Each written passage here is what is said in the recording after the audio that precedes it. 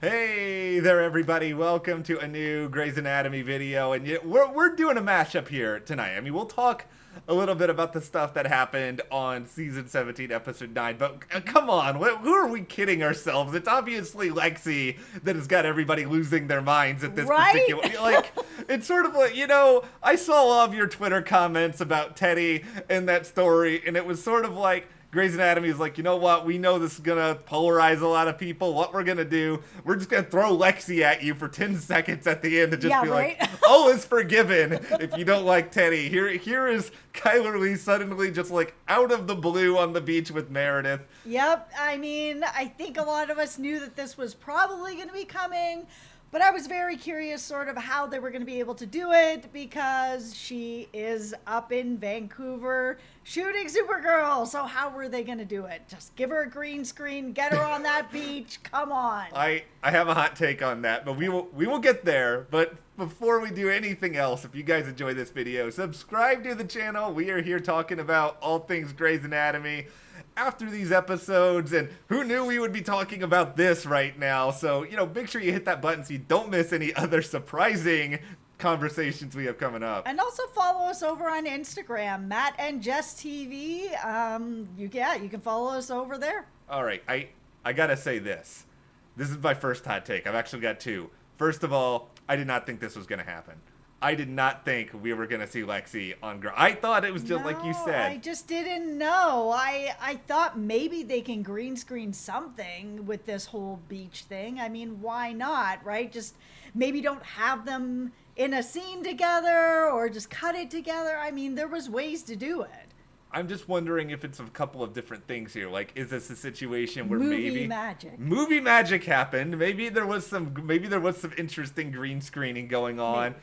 Or maybe they filmed this under like heavy lock and key all the way back before Supergirl even started filming, and that may have been how it happened. But here's my other hot take for what really happened here. So ultimately, Chyler gets this offer to come back as Lexie.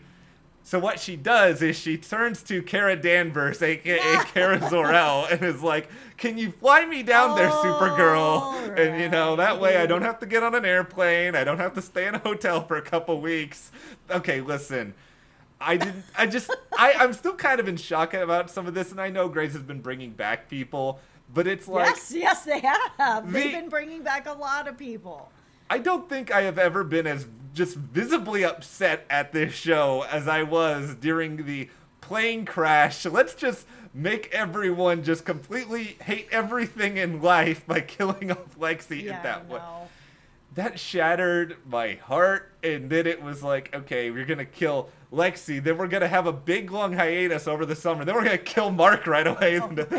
It's like, have we not suffered enough, Greys? Naming the hospital out of them does not make it okay. And here's the thing, like I said in the last review that I was ready for Meredith to wake up. Like, the beach stuff is interesting because we are getting people coming back, and I am still on this hill that I am ready for her to wake up, especially if they have put out there, is this the last season? If this is the last season, Meredith can't be spending the entire season laying in this bed. Like, it can't go out like that.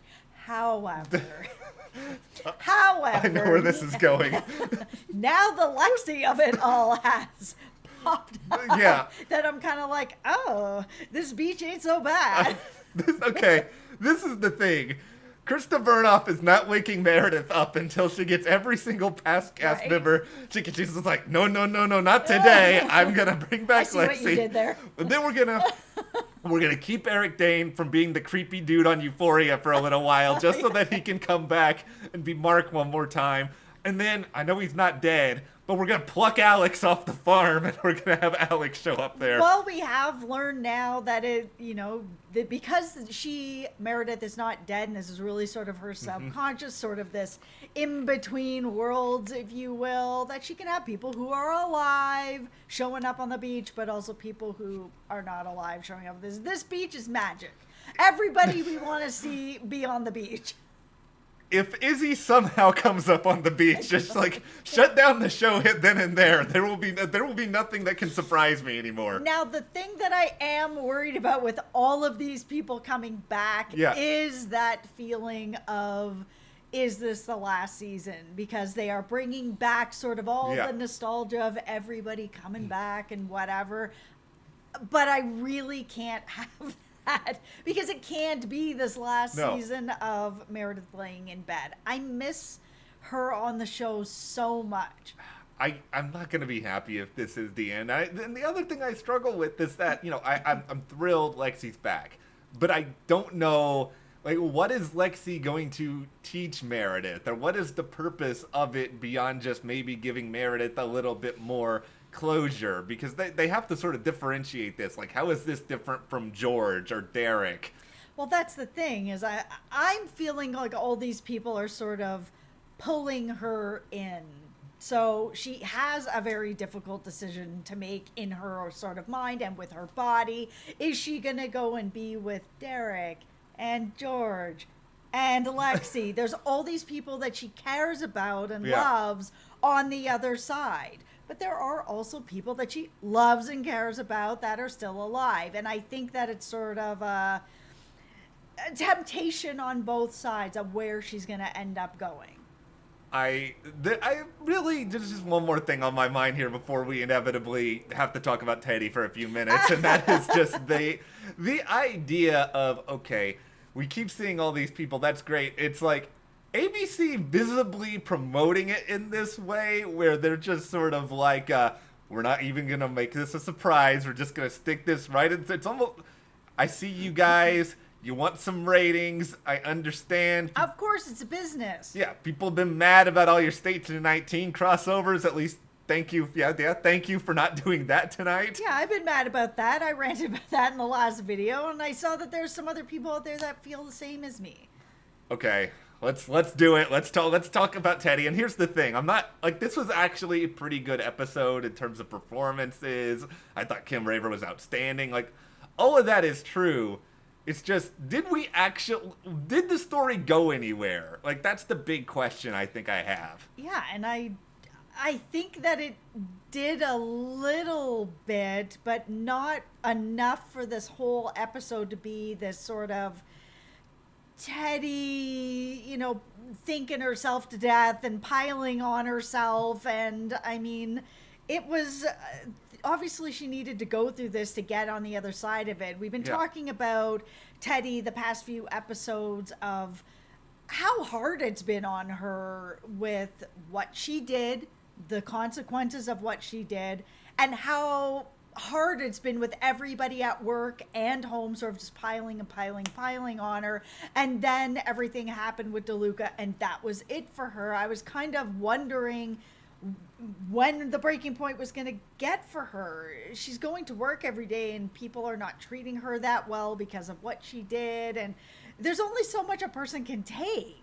It's true, and I think that this may help Teddy when it comes to just having an inner more understanding of who she is and what she's gone through. But the moment I wanted Owen, and this is going to sound like the most hypocritical thing ever because it's Owen, but I wanted Owen to make a choice in this episode between, am I going to forgive Teddy or am I not going to? I wanted clarity from him, and I know Owen's Mr. Clarity here, but I felt like we needed that moment to make this story start to move forward. I would have liked to have seen clarity, but it makes more sense that there isn't. I mean, there was a moment when Amelia was getting really hard on him and was getting hard on him out of love and out of caring to sort of wake him up and, let him really think about it.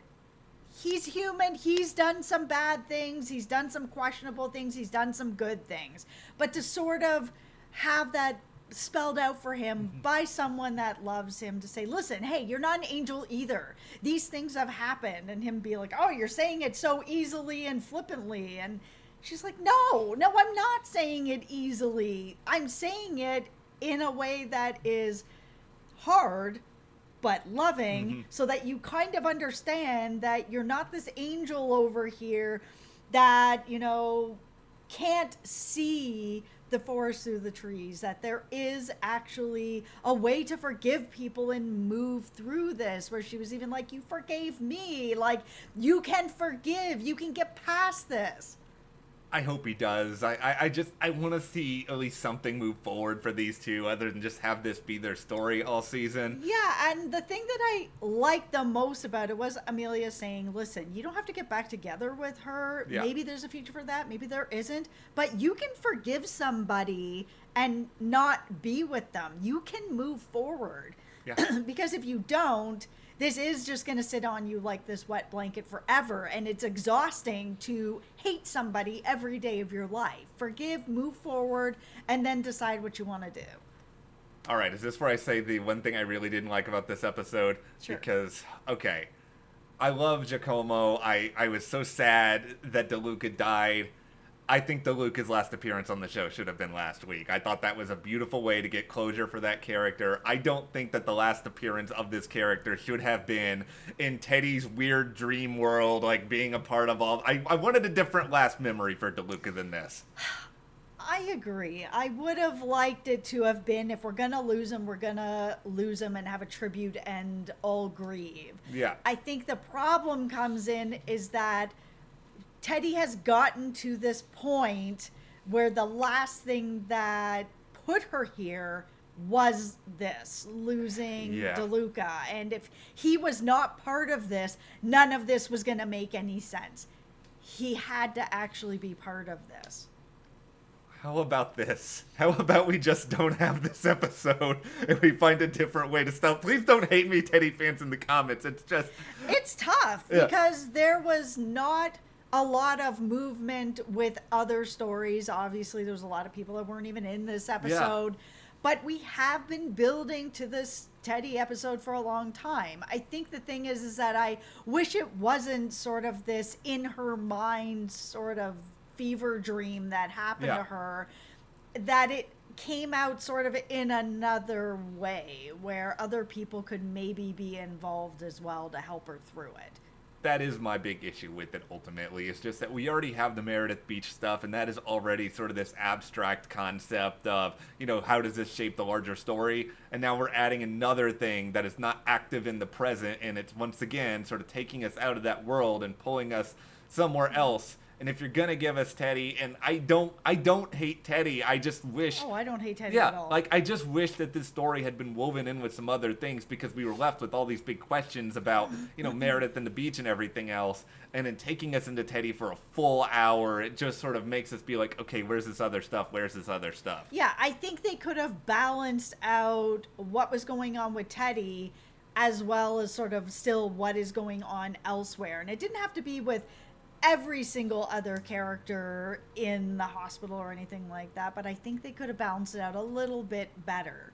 Well, let's just turn this over to you guys, because what do you think about Lexie coming back? What did you think about this Teddy episode, and where do you think we're going from here? Be sure to share, and if you like this video, subscribe, give us a like, and support us further. Check those links to the store, our Patreon, and we'll see you here next time.